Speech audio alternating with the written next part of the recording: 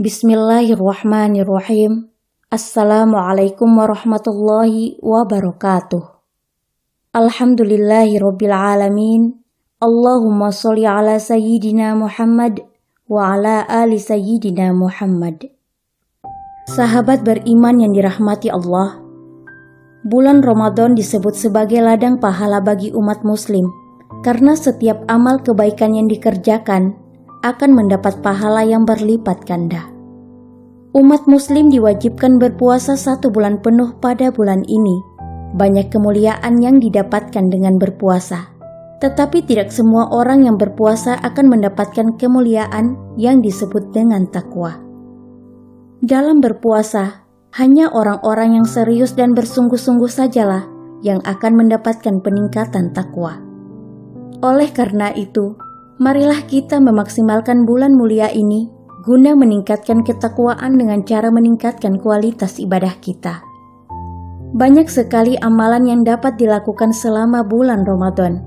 Namun ada 3 amalan utama yang sebaiknya dilakukan oleh umat muslim, sebagaimana disampaikan oleh Nabi Muhammad SAW kepada para sahabatnya.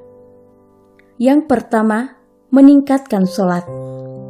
Pada bulan Ramadan ini ibadah sholat lebih ditingkatkan lagi dari bulan sebelumnya. Jika awalnya hanya sekedar mengerjakan sholat fardu saja, maka kini bisa ditingkatkan atau ditambah lagi dengan mengerjakan sholat-sholat sunnah. Seperti sholat rawatib yang dikerjakan sebelum atau sesudah sholat fardu. Perlu diketahui bahwa sholat rawatib ini dapat menyempurnakan sholat fardu. Jika dalam melaksanakan sholat fardu kurang khusyuk, atau masih kurang baik bacaan dalam sholat, maka hal ini dapat disempurnakan dengan sholat rawatib. Sholat rawatib terdiri dari 12 rakaat, di antaranya 2 rakaat sebelum subuh, 4 rakaat sebelum zuhur, 2 rakaat setelah zuhur, 2 rakaat setelah maghrib, dan 2 rakaat setelah isya. Jika 12 rakaat dari sholat sunnah rawatib ini konsisten dilakukan, maka akan dibangunkan baginya sebuah rumah di surga. Sebagaimana Rasulullah SAW bersabda, "Man sholla isnata asyrata raq'atan fi yaumin wa lailatin, bunyalahu bihinna baitun fil jannah." Barang siapa mengerjakan sholat sunnah dalam sehari semalam sebanyak 12 rakaat, maka karena sebab amalan tersebut, ia akan dibangun sebuah rumah di surga. Hadis riwayat Muslim.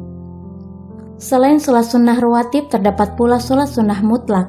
Di antaranya sholat tahiyatul masjid, sholat duha, sholat tarawih, dan sholat tahajud, dan juga ditutup dengan sholat witir. Yang kedua, banyak berinteraksi dengan Al-Quran.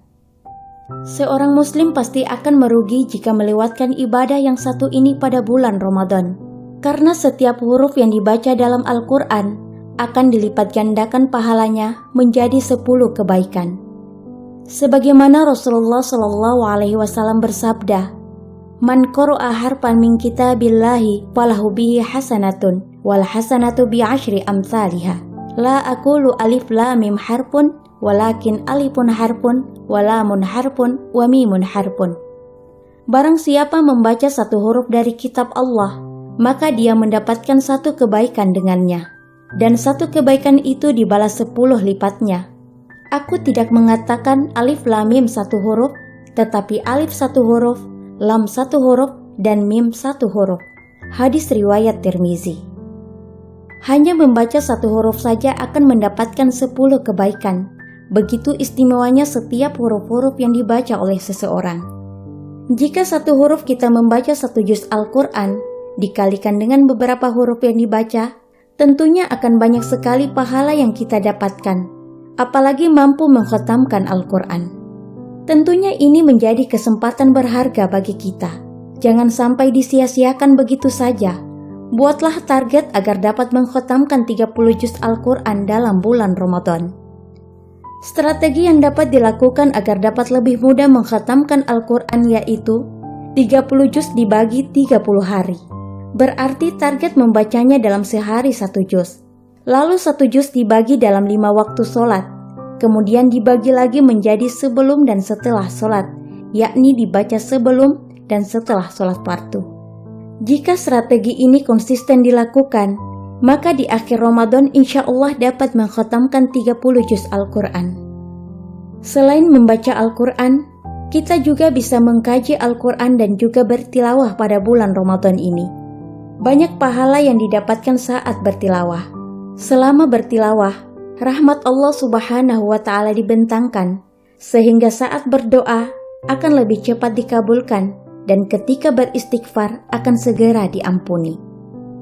Yang ketiga, infak dan sedekah.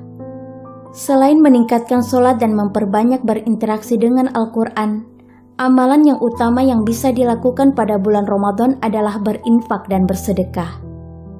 Dalam hadis Ibnu Abbas radhiyallahu anhu disebutkan, "Kana Rasulullah sallallahu alaihi wasallam ajwadan nasi, wa kana ajwada ma yakunu fi Ramadan hina yalqahu Jibrilu wa kana Jibrilu yalqahu fi kulli lailatin min syahri Ramadan fayudarisuhul Quran."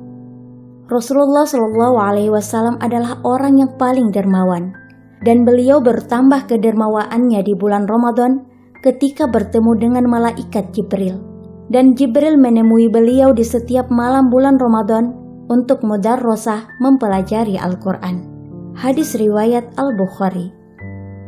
Nabi Muhammad SAW adalah orang yang sangat dermawan dan bertambah dermawannya lagi ketika di bulan Ramadan. Maka dari itu, tingkatkanlah rasa kedermawanan, berikanlah infak maupun sedekah sesuai dengan kemampuan masing-masing. Memberi itu tidak harus dengan uang, tetapi dapat pula memberi dengan makanan dan lain sebagainya. Sebagaimana sabda Rasulullah SAW, "Man fattara sha'iman kana lahu mithlu ajrihi ghairu annahu la yanqusu min ajrin sha'imin syai'an." Siapa memberi makan orang yang berpuasa, maka baginya pahala seperti orang yang berpuasa tersebut, tanpa mengurangi pahala orang yang berpuasa itu sedikit pun juga. Hadis riwayat Tirmizi. Berdasarkan beberapa amalan utama yang telah dijelaskan tersebut, dapat diketahui bahwa setiap amalan yang dilakukan di bulan Ramadan memiliki manfaat yang luar biasa.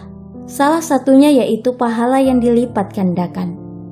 Maka dari itu, jalankanlah puasa di bulan Ramadan dengan konsisten dan bersungguh-sungguh agar dapat meraih ketakwaan kepada Allah Subhanahu wa Ta'ala dan dapat memperbaiki diri menjadi lebih baik lagi. Demikian yang dapat saya sampaikan. Jika terdapat kesalahan dalam menyampaikan hal ini, saya memohon maaf dan itu merupakan kesalahan saya sendiri. Jika ada benarnya, itu datangnya dari Allah Subhanahu wa Ta'ala. Semoga video ini bermanfaat untuk kita semua. Amin ya Rabbal Alamin. Wassalamualaikum warahmatullahi wabarakatuh.